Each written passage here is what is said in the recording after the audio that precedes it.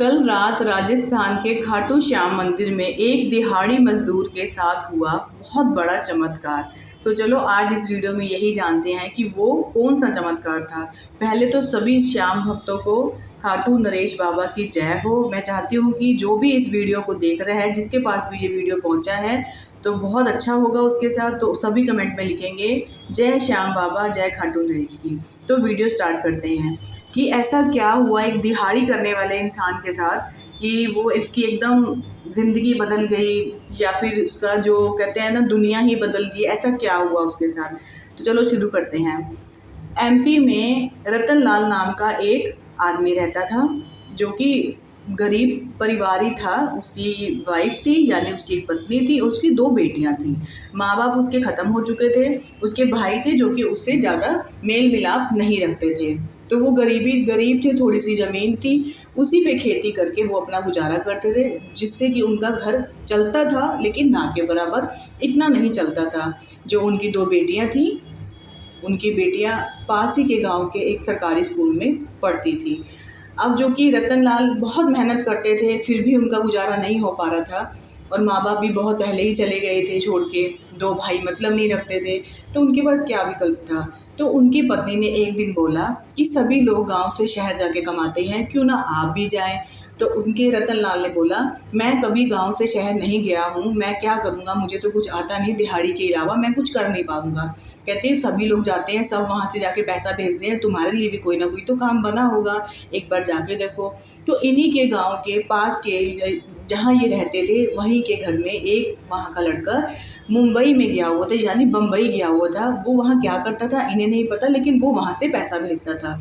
तो इन्होंने वहाँ उसको फ़ोन किया कि ऐसे ऐसे हमें बहुत तंगी हो रही है, हमारा गुजारा नहीं हो रहा, तो क्या मैं वहाँ आऊँ, तो क्या मुझे कोई छोटी मोटी नौकरी मिल जाएगी।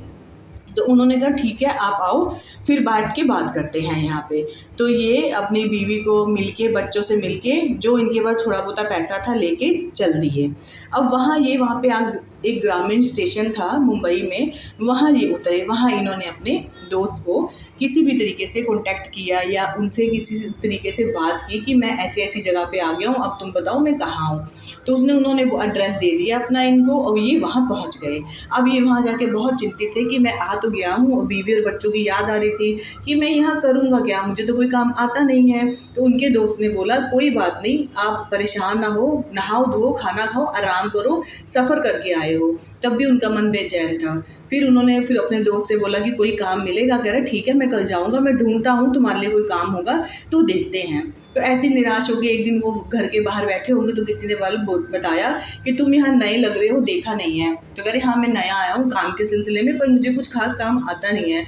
तो कह रहे कोई बात नहीं, यहाँ पास ही में एक दिहाड़ी मकान बन रहा है, दुकान बन रहा है, वहाँ काम कर लो। तो कह रहे ठीक है। अब वहाँ वो जब गए काम करने, वहाँ पे सीमेंट की बोरियाँ उठाई, दिहाड़ी करी, खूब सारी ईंटें उठाई, तो वो हो गए परेशान। अब वो घर आए तो उनका शरीर काम नहीं कर रहा था। वो बहुत परेशान हो गए कि ये तो मेरे से काम नहीं होगा, ये तो बहुत मेहनत का काम है, ये मैं कैसे कर पाऊँगा काम मेहनत का। लेकिन अब क्या करें, अब शहर आए हैं, कुछ तो करना पड़ेगा। वो जाते थे काम करने, और वो आके थक हार के परेशान होकर लेट जाते थे कि मैं नहीं कर पा रहा, मेरा शरीर काम नहीं कर रहा, मुझसे ये काम नहीं हो पा रहा है। तो उनके दोस्त ने बोला कि देखो मेरे ना मेरा जो मंदिर है ना, उसमें भगवान की जो श्याम बाबा है ना, उनकी तस्वीर है, तुमने कभी देखा? तुम इतने दिनों से मेरे पास हो, क्या तुमने हाथ जोड़े, तुमने उनसे प्रार्थना करी?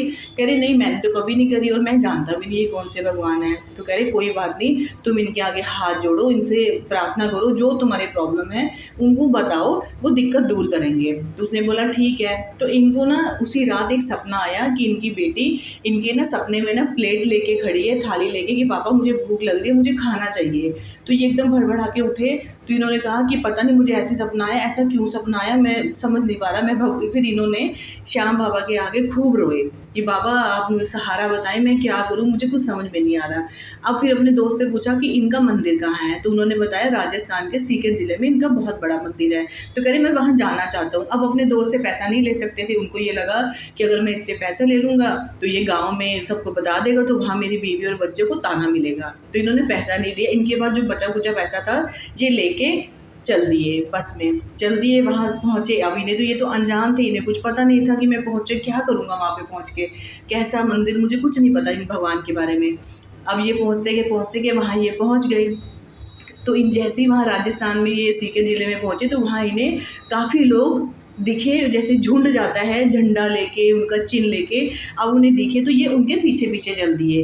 तो एक बुजुर्ग ने पूछा कि तुम इतने घबराए क्यों लग रहे हो? कहते मैं इस भगवान को नहीं जानता हूँ, मुझे कुछ पता नहीं है। कह रहे कोई बात नहीं, तुम चलते चलो, सब भगवान रास्ता दिखाएंगे। अब ये चलते गए चलते गए चलते गए और ये झुंड के साथ चलते चलते वहाँ उनके मंदिर पहुँच गए। मंदिर पहुँचते ही इन्होंने हाथ जोड़े, हाथ जोड़ के आंखों में आंसू आ गए कि भगवान मैं आपके दरबार में आओगे, मैं बहुत परेशान हूँ, मैं क्या करूँ, को रास्ता दिखाओ। वहीं एक छोटा बच्चा इनके पास आया दौड़ता हुआ, उसने इत्र की शीशी इनको दे दी। इन्होंने ले ली। इन्होंने जैसे इत्र की शीशी ली, खोली, सुगंध ली, वैसे ही इनको इनके दोस्त का फ़ोन आ गया कि मुझे एक कंपनी में जो वो चपरासी वगैरह होते हैं ना, तो मुझे एक ना ऑफ़र मिला, वहाँ पे जगह खाली है, मैं चाहता हूँ तुम जल्दी से आ जाओ वरना वो जगह भी भर जाएगी। तो बस इन्होंने वहाँ श्याम बाबा के आगे आंसू बहाए कि बाबा तुम्हारी तो लीला अपरंपार है, जैसी मैं आया वैसी मेरा काम बन गया। अब ये अपने वहाँ चले गए दोस्त के पास, ये उस कंपनी में जाके काम करने लगे। धीरे धीरे काम करते करते अपने घर में भी पैसा भेजने लगे, बीवी बच्चों को, और धीरे धीरे आज की तारीख में इनका घर भी बना हुआ है 2 कमरे का मुंबई में, और इनके पास 2 ई-रिक्शा भी है जिससे इनको उनका भाड़ा भी अच्छा खासा आता है। और इन्होंने गांव से अपनी दोनों बेटियां और बीवी को भी बुला लिया है। तो कहने का ये मतलब है कि भगवान तो हर जगह होता है, लेकिन कभी कभी नहीं दिखता है। किसी के थ्रू कोई भगवान बन के हमारी लाइफ में आता है, तभी हमें चीज़ें पता चलती हैं। तो मैं ये चाहूँगी जिसने भी ये कहानी मेरी जो सुन रहे हैं, सच्ची घटना कहानी है, श्याम बाबा की जय करो और कमेंट बॉक्स में लिखो, क्योंकि श्याम बाबा से ऊपर कोई नहीं है। मैं चाहती हूँ कि आप सब भी ये सुने, अच्छे से समझे कि गरीबी तो है ही, इस दुनिया में परेशान सब हैं, लेकिन रास्ता दिखाने वाले केवल हमारे श्याम बाबा हैं। तो सभी मिलके बोलेंगे श्याम बाबा की जय हो। और वीडियो अच्छी लगा हो तो लाइक शेयर कमेंट करिएगा। Thanks for the watching.